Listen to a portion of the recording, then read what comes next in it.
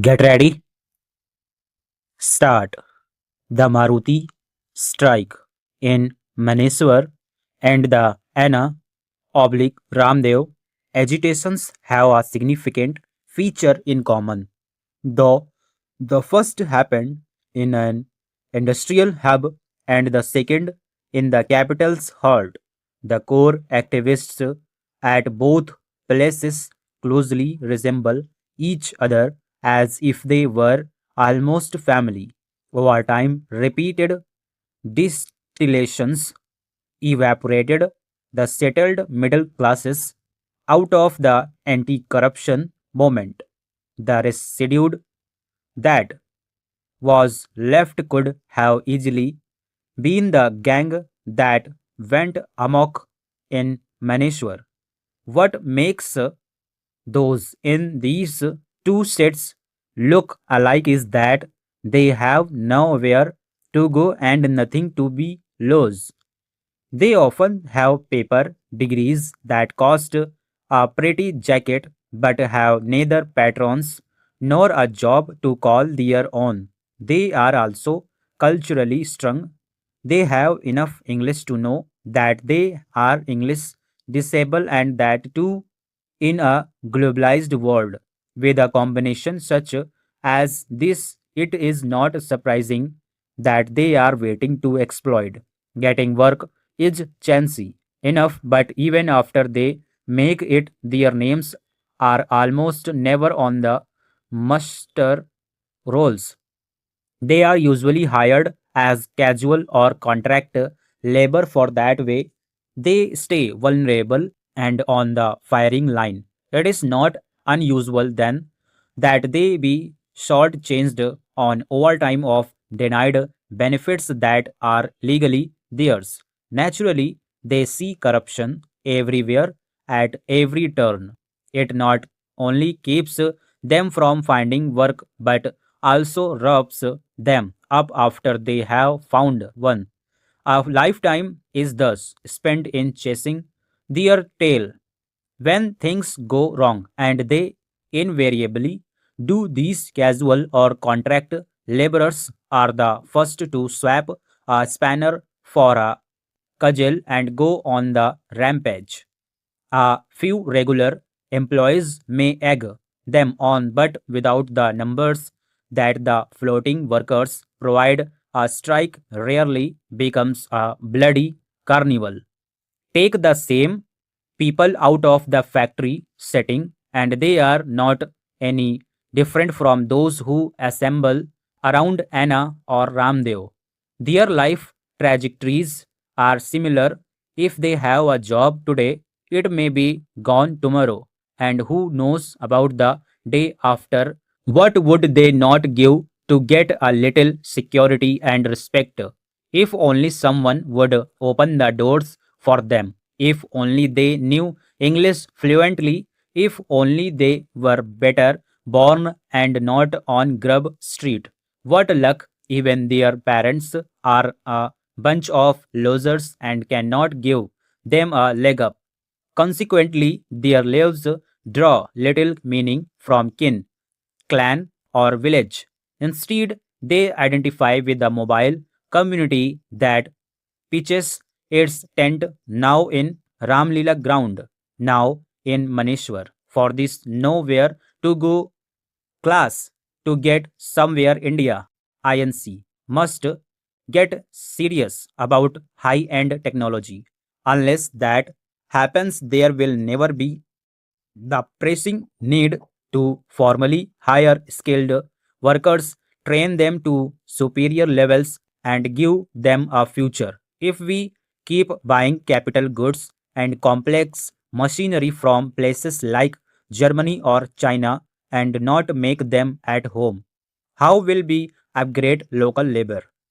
Being self reliant in this respect can help improve our trade balance too. While petroleum purchases consume most of our foreign exchange, the spend capital goods comes second and is growing.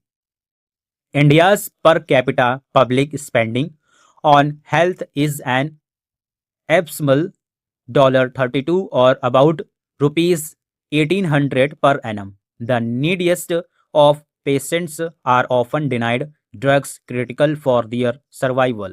Against this backdrop, the government's decision to provide free essential drugs to all is a belated but welcome step towards a much needed universal healthcare policy.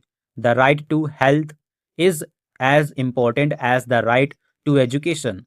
The 12th 5-year plan has proposed an outlay of rupees 28,560 crore or $6 billion for healthcare. The plan must be well thought out and executed, or it will fail like many well meaning projects. The central government is doing well in using the Tamil Nadu model as the blueprint for the national healthcare policy. Tamil Nadu took the lead in providing universal health coverage by setting up an effective drugs procurement and distribution mechanisms in 1994. Its IT enabled supply chain management system ensures delivery to needy patients, transparency to prevent misuse, and stringent quality control to eliminate spurious drugs. Kerala and Rajasthan are successfully emulating his model. At present, 78% of India's healthcare expenditure comes out of the patient's pocket. Drugs account for 72% of this expenditure. The new policy planned by the central will provide 52% of the population with 350 free essential drugs by April 2017 at a cost of rupees 300 billion. The cost will be shared by the center and state governments in a 75.25 ratio. To implement an effective policy, the government will need to put in place robust IT infrastructure, stringent processes with checks and balances, quality, compliance measures, and the infrastructure to procure and distribute drugs. With the right approach, India can build one of the most advanced healthcare systems in the world. The challenge is monumental, but as the TN model shows, e-healthcare structured around a robust IT infrastructure is the key.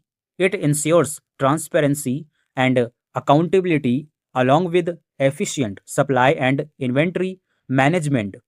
This is fundamental to ensuring timely and free medication for those who need it most.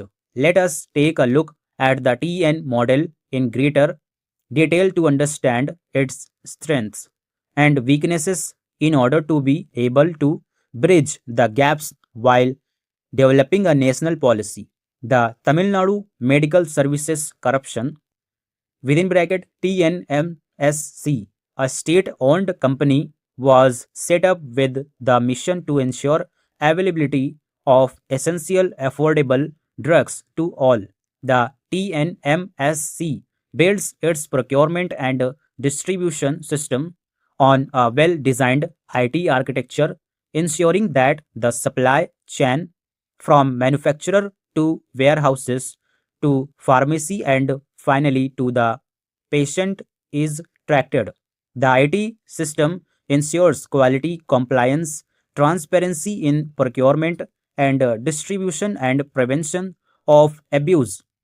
Based on this successful model, the center will ask state governments to set up autonomous corruptions for bulk purchase of essential drugs through a transparent tendering process.